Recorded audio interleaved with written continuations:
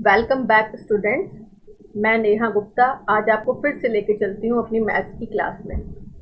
आज हम लोग पढ़ेंगे पूर्ण संख्याओं पर संक्रियाएं, जिसमें हम लोग जोड़, घटाना, गुणा एवं भाग के गुण धर्मों को पढ़ेंगे। बच्चों, पिछले वीडियो में मैंने आपको प्राकृतिक एवं पूर्ण संख्याओं के बारे में बताया था, स्थानीय मान निकालना सिखाया था, अंकों से संख्याएं बनाना, पूर्ववर्ती एवं अनुवर्ती संख्याओं के बारे में बताया था। अब आज इस वीडियो में, इस सेकंड यूनिट में मैं आपको योग के प्रगुण, घटाने के प्रगुण, गुणा के प्रगुण एवं भाग के प्रगुण के बारे में बताऊंगी। योग का संवरक प्रगुण। संवरक का अर्थ क्या होता है बच्चों? आइए हम लोग कुछ उदाहरणों के द्वारा समझते हैं। जब हम दो पूर्ण संख्याएं लेते हैं और इनको जोड़ते हैं, माने इनका योग करते हैं, तो इनका जो योगफल आता है, हम देखेंगे क्या ये भी एक पूर्ण संख्या है या नहीं है। पहले उदाहरण में हमने 5 और 7 को जोड़ा। 5 और 7 जोड़ने पे आया 12। क्या ये एक पूर्ण संख्या है? बिल्कुल, 12 एक पूर्ण संख्या है। फिर हमने 3 और 4 को जोड़ा, हमें मिला 7। 7 भी एक पूर्ण संख्या है। 0 + 3 बराबर 0 बराबर 3। 3 भी एक पूर्ण संख्या है। और 0 + 0 बराबर 0। 0 भी एक पूर्ण संख्या है। क्योंकि पूर्ण संख्याएं 0 से शुरू होती हैं और अनंत पर खत्म होती हैं, 0 और 0 के बाद की सभी संख्याएं पूर्ण संख्याएं कहलाती हैं। तो हमने यहाँ पे देखा कि जब हमने दो पूर्ण संख्याओं का योग किया तो योगफल हमें सदैव ही एक पूर्ण संख्या प्राप्त हुआ। यही दो पूर्ण संख्याओं का योग का संवरक प्रगुण है। अतः हमने देखा कि दो पूर्ण संख्याओं का योगफल सदैव एक पूर्ण संख्या होता है। यह पूर्ण संख्याओं के योग का संवरक प्रगुण होता है। योग का क्रम विनिमय प्रगुण। क्रम विनिमय का अर्थ हुआ कि क्रम को बदल देना। जैसे अगर हम दो संख्याएं लें और उनको हम जोड़ें, जैसे हमने यहाँ पे 3 और 5 जोड़ा, 3 को पहले लिखा है, 5 को बाद में। अब हम इसी में क्या करें, इसका क्रम बदल दें। 5 को पहले कर दिया, 3 को बाद में, और बदल के देखें क्या उत्तर एक ही मिल रहा है हमें। 3 + 5 भी 8 और 5 + 3 भी 8। हम देखते हैं कि दोनों क्रमों का योगफल बराबर है। उसी तरह से 3 + 4 भी 7 और 4 + 3 भी 7। यहाँ पर भी दोनों क्रमों का योगफल बराबर है।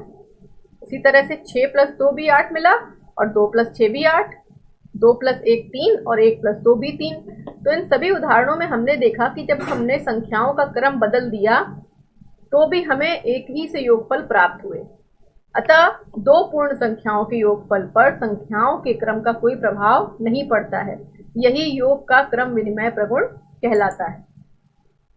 योग का तत्समक अवयव, एडिटिव आइडेंटिटी। तत्समक अवयव मतलब हो गया पहचान। जैसे हम शीशे के सामने खड़े होते हैं तो हमें हमारी शक्ल दिखाई देती है, वो हमें वहां पर हमें अपनी ही आइडेंटिटी दिखाई देती है। इसी तरह हमें ऐसी संख्या सोचनी है कि हम जिसको जोड़ें किसी संख्या में तो हमें वही संख्या प्राप्त हो। जैसे हम 3 में क्या जोड़ें कि हमें 3 ही प्राप्त हो, 5 में क्या जोड़ें कि 5 ही प्राप्त हो, 2 में हम क्या जोड़ें कि 2 ही प्राप्त हो, और 0 में क्या जोड़ें कि 0 ही प्राप्त हो। निश्चित ही जब आप सोचेंगे तो आपको ऐसी कौन सी संख्या मिलेगी जिसको जोड़ने पे हमें वही संख्या प्राप्त हो रही है? हमें 0 मिलेगा। क्योंकि जब हम किसी संख्या में 0 माने 0 को जोड़ते हैं तो हमें योगफल वही संख्या प्राप्त होती है। अतः हमने देखा कि यहाँ पर जो 0 है, 0, वही योग का तत्समक अवयव है। किसी पूर्ण संख्या में अगर 0 जोड़ा जाता है तो योगफल वही संख्या प्राप्त होती है। इसी कारण 0 को पूर्ण संख्याओं का तत्समक अवयव कहते हैं। योग का साहचर्य प्रगुण। साहचर्य का क्या अर्थ है बच्चों? अब यहाँ पे हम 3 पूर्ण संख्याएं लेंगे और हम इनको योग करेंगे, इनका योग करेंगे, लेकिन हम दो संख्याओं का पहले योग कर लेंगे और तीसरी को उसमें बाद में जोड़ेंगे। तो हम दो संख्याओं को कोष्ठक में रखते हैं और अगले क्रम में हम क्या करेंगे, संख्या तो वही रहेगी, सिर्फ इसके कोष्ठक का स्थान बदल दिया जाता है। यहाँ पे हम देखें कोष्ठक 3 और 5 में लगा है, तो हम 3 और 5 को पहले जोड़ेंगे। 3 और 5 8 और +4 12। और दूसरी तरफ हमने क्या किया, कोष्ठक को हम आगे ले गए, 5 और 4 में लगा दिया, तो 5 और 4 9 और 9 और 3 12। लेकिन दोनों ही स्थितियों में हमने देखा कि योगफल बराबर ही मिला। अगले प्रश्न में भी देखिए, यहाँ पे 3+4 पहले जोड़ दिया, 7+2 9, और अगले में हमने क्या किया, कोष्ठक का स्थान बदल के हम बाद में ले आए, 4+2 6 +3 9। यहाँ पे भी दोनों क्रमों का योगफल बराबर है। उसी तरह से यहाँ पर हम पहले 2 और 1 को जोड़ेंगे क्योंकि इसमें कोष्ठक लगा हुआ है। 2 और 1 3 और +6 9, और यहाँ पे कोष्ठक 6 और 2 में लगा है तो 6 और 2 8 +1 9। लेकिन दोनों ही स्थितियों में दोनों योगफल हमें बराबर मिले। अगले उदाहरण में भी हम देखेंगे कि कोष्ठक वाले अंकों को पहले जोड़ने पर और बाद में बाहर वाले अंक को जोड़ने पर हमें दोनों ही तरफ योगफल बराबर मिलते हैं। अतः तीन संख्याओं को क्रम में जोड़ते समय किन्हीं दो संख्याओं का समूह पहले बना लेने से योगफल में कोई अंतर नहीं पड़ता है। यही योग संक्रिया का साहचर्य प्रगुण है। घटाने का संवरक प्रगुण हम समझते हैं उदाहरण से बच्चों। जब दो पूर्ण संख्याएं हम लेते हैं और इनको घटाते हैं तो हम देखते हैं क्या इसको घटाने पर जो उत्तर आया क्या वो भी एक पूर्ण संख्या मिली हमें। पहले में देखिए 7 में 5 घटाया तो हमें मिला 2। क्या वो 2 एक पूर्ण संख्या है? निश्चित ही 2 एक पूर्ण संख्या है। 8 में 3 घटाया आया 5, ये भी एक पूर्ण संख्या है। 3 में 5 जब घटाया तो हमें क्या 2 मिलेगा? नहीं, क्योंकि 3 5 से छोटा है। जब हम छोटी में बड़ी संख्या घटाते हैं तो हमें ऋणात्मक संख्या प्राप्त होती है। अतः 3 में 5 घटाने पर हमको मिला -2, और -2 एक पूर्ण संख्या नहीं है क्योंकि पूर्ण संख्या सदैव धनात्मक होती है, ये कभी भी ऋणात्मक नहीं होती हैं। 6 में 6 घटाया मिला 0, और 0 एक पूर्ण संख्या है। तो 3 एग्जाम्पल्स में हमने देखा कि हमें पूर्ण संख्या प्राप्त हुई, लेकिन एक उदाहरण में हमें पूर्ण संख्या प्राप्त नहीं हुई। अतः घटाने की जो संक्रिया है ये संवरक नहीं है। दो पूर्ण संख्याओं को घटाया जाए तो परिणाम सदैव पूर्ण संख्या हो यह आवश्यक नहीं है। अतः घटाने की संक्रिया पूर्ण संख्याओं के लिए संवरक नहीं है। गुणन का संवरक प्रगुण उदाहरण देखते हैं। जब हम दो संख्याओं का गुणा करते हैं तो क्या उसका परिणाम भी एक पूर्ण संख्या आता है? चलिए देखते हैं। 5 का गुणा 7 में करने पे आया 35। 35 एक पूर्ण संख्या है बच्चों? बिल्कुल है। 3 का गुणा 4 में करने पे आया 12।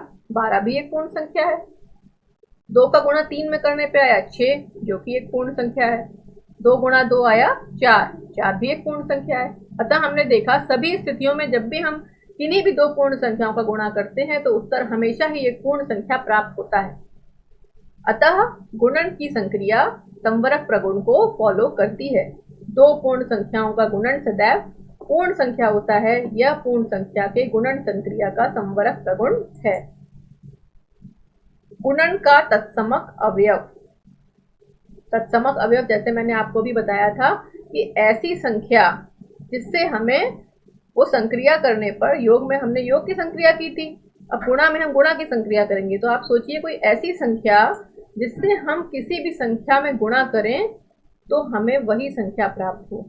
जैसे हम 3 में क्या गुणा करें कि 3 प्राप्त हो, 5 में क्या गुणा करें कि 5 ही प्राप्त हो, 2 में क्या गुणा करें कि 2 ही आ जाए, और 1 में क्या गुणा करें कि 1 ही आ जाए। निश्चित तौर पर ऐसी सिर्फ एक ही संख्या है जो है 1। जब हम किसी भी पूर्ण संख्या में 1 से गुणा करते हैं तो हमें वही संख्या प्राप्त होती है। जैसे 3 का गुणा 1 किया तो 3 आया, 2 का गुणा 1 किया तो 2 आया, 5 का गुणा 1 किया तो 5 आया। अतः हम देखते हैं किसी पूर्ण संख्या में अगर 1 का गुणा किया जाता है तो योगफल वही संख्या प्राप्त होती है। इसी कारण 1 को गुणन का तत्समक अवयव कहते हैं। गुणा का क्रम विनिमय प्रगुण। क्रम विनिमय मैंने आपको बताया था अभी कि क्रम को बदल देना, संख्याओं के स्थान को बदल देना। तो यहाँ पे भी हम दोनों क्रम देखेंगे। पहले 3 गुणा 5 किया 15 आया, और 5 गुणा 3 भी 15 आया। 3 गुणा 4 12 आया, और जब हमने क्रम बदल दिया 4 को पहले कर दिया 3 को बाद में, तो भी 4 गुणा 3 12 ही प्राप्त हुआ। अतः देखा हमने कि दोनों क्रमों का गुणनफल बराबर है। इसी तरह से 6 का 2 में गुणा किया तो 12, और 2 का 6 में गुणा किया तो भी 12। अगले उदाहरण में भी 2 का गुणा 1 में किया तो भी 2, और 1 का गुणा 2 में किया तो भी 2। अतः हम देखते हैं दोनों ही क्रमों में गुणनफल हमें बराबर प्राप्त हो रहे हैं। अतः दो पूर्ण संख्याओं के गुणनफल पर संख्याओं के क्रम का कोई प्रभाव नहीं पड़ता है। यही गुणा का क्रम विनिमय प्रगुण कहलाता है।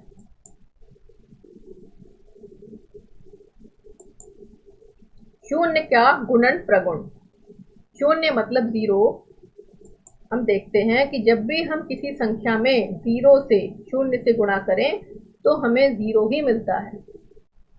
चाहे वो कितनी भी बड़ी संख्या हो, चाहे वो कितनी भी छोटी संख्या हो, कोई भी संख्या हो, जब हम जीरो से गुणा कर दें तो हमें उत्तर शून्य ही मिलता है, जीरो ही मिलता है।